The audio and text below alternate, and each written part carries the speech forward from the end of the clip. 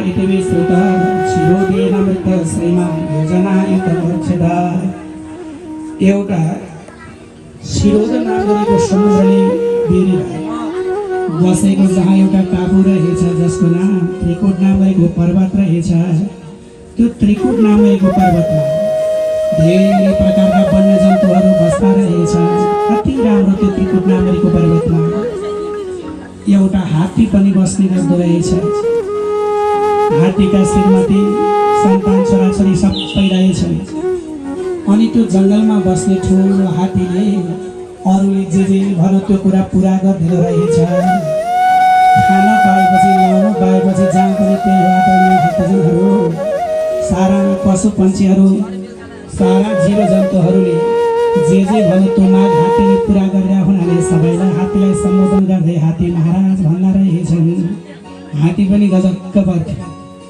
एक दिनको कुरो हो, ग्रीष्म ऋतु लागेछ भनेको गर्मी महिना सुरु हो। गर्मी महिना लागेपछि सारा जीव जन्तुहरूले हात्तीलाई भन्दा रहेछन्, हे हात्ती महाराज यतिको गर्मी भइराखेको छ, यस्तो गर्मीमा चिसो चिसो पानी खान पाएर नुहाउन पाए कति आनन्द, त्यस्तो ठाउँमा लिएर जानुहोस् न भनेछ। लौ हुन्छ भनेर हात्तीले पनि आफ्नी पत्नी सहित छोरा छोरी त्यहाँ जङ्गलमा रहेका सारा जीव जन्तुहरू सबैलाई पछि पछि लगाएर हात्ती अहिले छिरोद समुद्र त्रिकुट पर्वतको फेदीमा रहेको सरोवरमा पुगेछ। त्यो सरोवरमा चिसो जल भएको हुनाले हात्तीले गएर सारा जीव जन्तुहरूलाई त्यो पानी पिलाएछ। नजिकै बसेका सबैले भन्ना रहेछन्, हे हात्ती महाराज यस्तो शीतल शीतल जलले हजुरका सुनले फोहरा लगाएर हामीले तब नुहाउन पाए कति आनन्द न हुन्छ भनेर हात्तीले सुनले पानी तान्दो रहेछ। फर्र फोहरा लाउँदा सबैलाई आनन्द हुँदो रहेछ। सबै नाचेर मग्न भएका थिए। तब त्यही बेलामा हात्तीले पनि विचार गरेछ, हेर यो तलाउमा यति मिठो जल छ भने यसको भित्र गएर नुहाउन पाए झन् कति आनन्द भनेर त्यो हात्ती अहिले सरोवरका बिचमा प्रविष्ट भएछ। जब सरोवरका बिचमा गयो त्यही सरोवरभित्र एउटा हात्ती जस्तै बलवान गोही बस्ने गरेका रहेछ। आदरणीय भक्तजनहरू, जब गोहीले हात्ती आएको देख्ने बित्तिकै त्यो गोहीले गएर हात्तीको पाउमा पक्रेछ, धारा गाडेछ। गोहीले पुच्छरले हिर्काउन लाग्यो, हात्तीलाई धारा गाड्यो। तब हात्तीले विचार गर्यो, यहाँ त मभन्दा पनि बलवान जन्तु रहेछ, बाहिर निक्लनु पर्यो भनेर निक्लन खोजेको मेरो बलवान किन सक्थ्यो र। पानीमा बस्ने जीवको पानीमा धेरै तागत हुन्छ। आदरणीय भक्तजनहरू, हात्ती बाहिर निक्लनको लागि प्रयत्न गर्छ, गोहीले भित्रै तान्छ, सक्दै सकेन। शरीरभरि खलखल्ती पसिना आयो। गोहीले धारा गाडिराखेको छ, गोडाबाट रगतका धाराहरू बगिरहेका छन्। हात्ती बाहिर निक्लनको लागि प्रयत्न गर्छ तर सक्दैन। धेरै समय निक्लनको लागि प्रयत्न गर्यो, हात्तीले सकेन। तब झलक्क सम्झियो आफ्नो श्रीमतीलाई, मलाई यो दुःखको घडीमा मेरी श्रीमतीले साथ दिन्छ होला भनेर नजिकै रहेकी तब हात्तीकी पत्नी श्रीमतीलाई हात्तीले बोलायो, आऊ न मलाई उद्धार गर।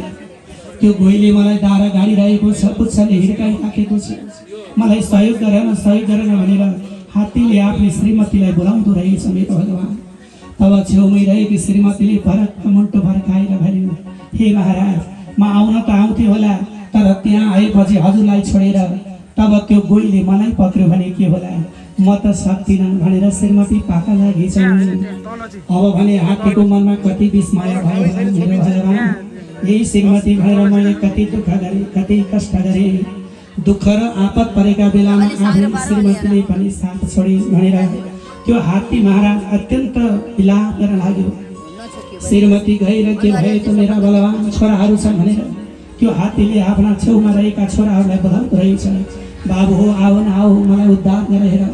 त्यो गोहीले पक्रिराखेको छ, दारा गाडिराखेको छ, पुच्छरले हानिराखेको छ। म निक्लनको लागि प्रयत्न गरिराखेको छु तर निक्लन सक्दिनँ, आऊ न बचाऊ भनेर त्यो हात्तीले पुकार गर्यो।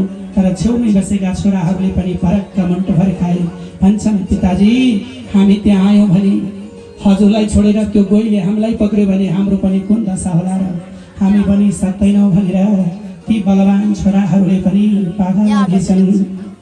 तब हात्तीले विचार गर्यो, हरि भगवान संसारमा सुख र दुःखमा साथ दिनेवाला आफ्नै श्रीमतीले त छोडिन् भने तब छोराहरूका लागि कति दुःख र कष्ट सही। आज दुःख र आपत परेका बेलामा ती सन्तानले छोडे भने यो दुनियाँमा मलाई सहयोग गर्नेवाला को होला र? बेचारा छरछिमेकीहरूलाई बोलाउँदो रहेछ। छरछिमेकी भनेका त त्यही त भन्ने दिउन्जेल र खाउन्जेलसम्मका मात्र ती छरछिमेकी हुना गरी भक्तजनहरू। दिन छोड्या र खाना छोड्या भोलिपल्ट नारायण हरि तिनैले कुरा काट्दै हिँड्दै हुन्। आज हात्तीले विचार गर्यो यो संसारमा दुःख परेका बेलामा मलाई साथ दिनेवाला कोही पनि होइन रहेछ। हात्तीले विचार गर्यो यी सबै त सुखका लागि मात्र रहेछ। सुख भयो सम्पत्ति भयो सबै आफ्ना हुँदा रहेछन्। सुख छैन सम्पत्ति छैन दुःख पायो सबै टाढा रहेछन्। यो भाव बुझे आज त्यो हात्तीले तब त्यति बेला हात्तीका आँखाबाट भर आँसुका धारा बगे। हात्तीले विचार गरे हरि भगवान यो दुःखका लागि हेर्नेवाला त एउटै भगवान नारायण हुनुहुँदो रहेछ। मेरो भगवान मेरो ईश्वर मलाई आएर चाँडोभन्दा चाँडो बचाउनुहोस् भनेर त्यो हात्तीले सकी नसकी सरोवरमा रहेको एउटा कमलको फुल सुरली च्यापेर भगवान नारायणप्रति समर्पित गर्यो। प्रभु मलाई आएर बचाउनुहोस्। जब यसरी हात्तीले बिलौना गर्ने बित्तिकै भगवानले त्यो भावलाई बुझ्नुभयो। तुरुन्तै वैकुण्ठबाट भगवान नारायण आज सुदर्शन चक्र धारण गरेर हात्ती भएको ठाउँमा आउनुभयो। हत्तपत्त सुदर्शन चक्र छोडिदिनुभयो। जब सुदर्शन चक्र छोड्ने बित्तिकै गोहीको गर्दन काटियो, हात्तीको तब पाउ काटियो।